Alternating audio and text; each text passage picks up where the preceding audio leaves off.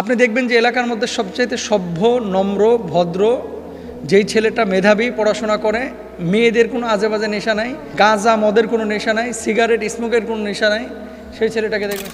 এগুলোতে অনেক মেধাবী আছে যারা ফার্স্ট, সেকেন্ড, থার্ড হয়েছে অথচ বিশ্ববিদ্যালয়ে টিচার হতে পারে নাই। একটাই অপরাধ, কি কারণে কেউ যদি কাউকে বলে যে শিবির, পাঞ্জাবি পরার কারণে কেউ যদি কাউকে বলে শিবির, টাকনুর উপরে কাপড় পরার কারণে কেউ যদি কাউকে বলে শিবির, তাহলে হাজারবার আমরা শিবির। অনেকদিন আগে আমি একটি আর্টিকেল পড়েছিলাম একটা ব্লগে, জবাবটা আমি পরে দিচ্ছি যে শিবির চেনার আলামত কি, আর গোপনীয়তা যে অবলম্বন করেছিল এটা কি পজিটিভ নাকি নেগেটিভ। দেখেন, আমাদের পুরো জীবনের যত লেকচারগুলো আমরা থ্রো করি আপনাদের সামনে, আজাইরা কোনো লেকচার পাইছেন? আজাইরা কোনো কাজ নাই। আছে না যে অনেকে গান গায়, অনেকে বিভিন্ন ধরনের কমেন্ট লেখে, অনেকে স্ট্যাটাস দেয়, অনেকে পোস্ট করে, কোনো কাজ নাই কিন্তু। মানে এটা লক্ষ্য নয়, উদ্দেশ্য নয়। আমাদের যে স্পিচগুলো আপনারা ইউটিউবে, সোশ্যাল মাধ্যমে পান, এই স্পিচগুলো সাধারণত দেশ জাতির কল্যাণে কিন্তু আমরা পেশ করার চেষ্টা করি, দিনের স্বার্থে।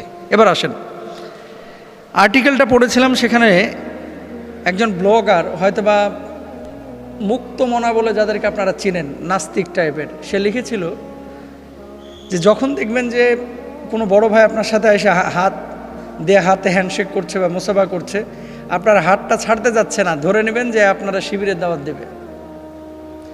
এই ব্লগার লিখেছিল। তারপরে দেখেন কয়েকটা কথা লিখেছে, যখন দেখবেন এসব বড় ভাই কথা বলার সময় আপনার শার্টের বোতাম খোলা থাকলে লাগিয়ে দিচ্ছে, ধরে নেবেন যে আপনাকে শিবিরের দাওয়াত দেবে বা সংগঠনের দাওয়াত দেবে।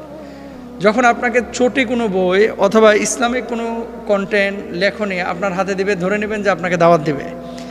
আচ্ছা, তারপরে এখানে লিখেছেন যে আপনার কোনো বিপদে যখন দেখবেন আবেগে উতলে উঠতেছে অথবা আপনাকে হেল্প করার সাহায্য সহযোগিতার চিন্তা করতেছে, জেনে নেবেন যে যদিও আপনাকে সাহায্য সহযোগিতা করতেছে কিন্তু পরবর্তীতে শিবিরের দাওয়াত দিবে।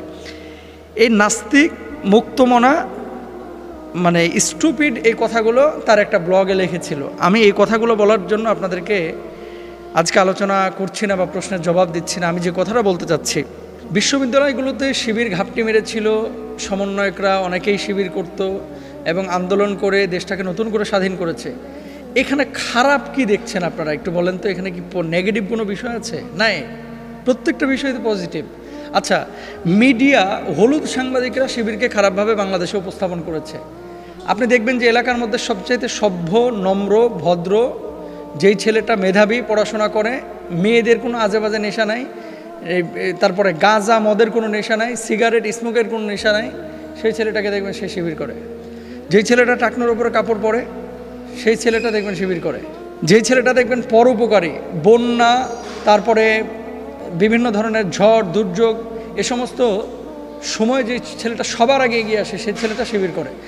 আচ্ছা, বিশ্ববিদ্যালয়ে যে ছেলেটা মেধাবী, পড়াশোনায় ভালো, এর মধ্যে দেখবেন 50% ছেলে, এর চেয়ে তো বেশি হতে পারে, তারা শিবির করে। আসলে আমরা শিবিরের পক্ষে বিপক্ষে যদি আপনি এই কথা সরাসরি প্রশ্ন করেন, তো বিপক্ষে আসার কোনো প্রশ্নই ওঠে না।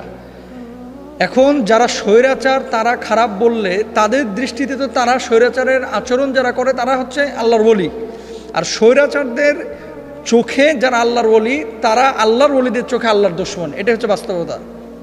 কারণ কি, নাস্তিক নাস্তিককে চিনে, মুরতাদ মুরতাদকে চিনে, আর ভালো মানুষ ভালো মানুষকে চিনে।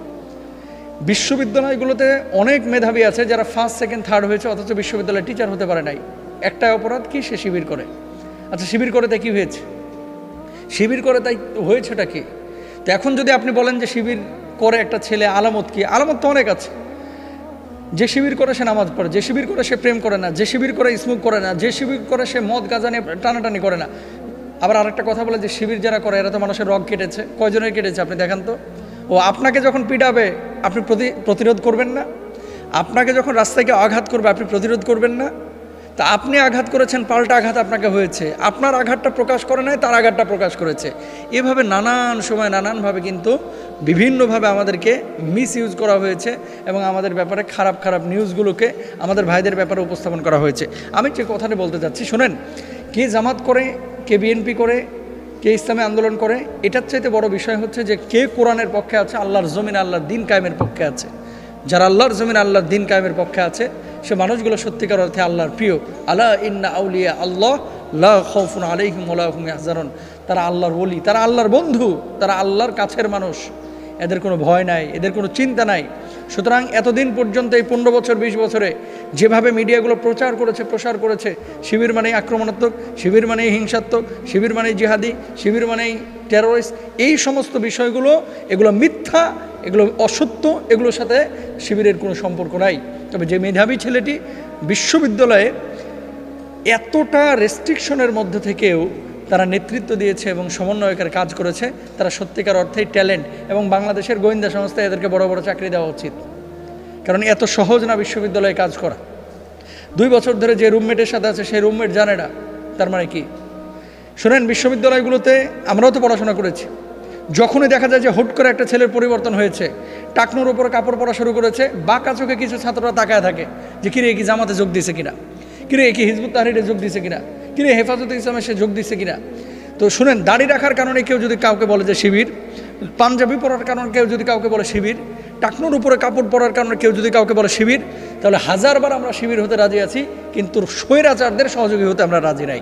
প্রিয় ভাইরা আমার, যেখান থেকে কথাটা বলার উদ্দেশ্য, পক্ষে না বিপক্ষে, অবশ্যই আমরা ভালোর পক্ষে, সত্যের পক্ষে, আমরা মিথ্যার বিপক্ষে, স্বৈরাচারদের বিপক্ষে, যারা অসত্যের পক্ষে আছে আমরা তাদের বিপক্ষে। শিবির একজন যুবককে সোনালী যুবকে পরিণত করে। অন্যান্য ছাত্র সংগঠন বাংলাদেশে যত আছে, বিশেষ করে ইসলামের সাথে যারা জড়িত, আমি অবশ্যই বলবো, আপনি যদি বারবার বলতে বলেন বারবারই বলবো, যারা কোরআনের টাচে আছে, যারা হাদিসের টাচে আছে, যাদের টাইমগুলো আল্লাহকে সঁপে দিয়েছে, যাদের জবাবদিহিতা আছে, আপনি বলেন অন্যান্য দলগুলোতে কয়জনকে দাওয়াত দিয়েছে, কয় ওয়াক্ত নামাজ পড়েছে, কয়দিন কোরআন পড়েছে, কয়টা হাদিস পড়েছে, মাসিক কোনো রিপোর্টের ব্যবস্থা আছে? নাই, কিন্তু এইসব ক্ষেত্রে আছে। সুতরাং যে ভালো তাকে বলতে হবে। হ্যাঁ, সমস্ত শিবিরের ছেলেরা যে একেবারে আল্লাহর ওলি আমি সেটা বলতেছি না, সমস্ত ইসলামী আন্দোলনের কর্মীরা যে আল্লাহর ওলি আমি সেটা বলতেছি না। ভালো মন্দ আসবে, কিন্তু কখনো দেখেছেন শিবিরের কোনো ছেলেকে চাঁদাবাজি করতে? যদি করে তাহলে ওই জুতা চোরের মতো, সে যে মসজিদে মুসল্লি হয়ে ঢুকেছে, মূলত সে জুতা চোর, মুসল্লির ভান ধরেছে। কোনো শিবির যদি কোথাও চাঁদাবাজি করে দেখেছেন, তাহলে জানবেন যে আগে ওই স্বৈরাচারদের দল করতো অথবা অন্য দল করতো, এখন খোলস পরিবর্তন করে শিবিরের ভান করছে। মূলত শিবির না, শিবির কখনো চাঁদাবাজি করে না, শিবির কখনো অন্যায়ভাবে মানুষকে মারে না, শিবির কখনো অন্যায়ভাবে মানুষের হক নষ্ট করে না, শিবির কখনো আরেকজনকে অন্যায়ভাবে আঘাত করে না। এটাই হচ্ছে চূড়ান্ত বাস্তব কথা। শিবির মেধাবী হয়, শিবির ফার্স্ট হয়, তারপরে বিশ্ববিদ্যালয়ের টিচার হতে পারে না, শুধু বৈষম্যের কারণে। আল্লাহ তাআলা আমাদেরকে বোঝার তৌফিক দান করুন।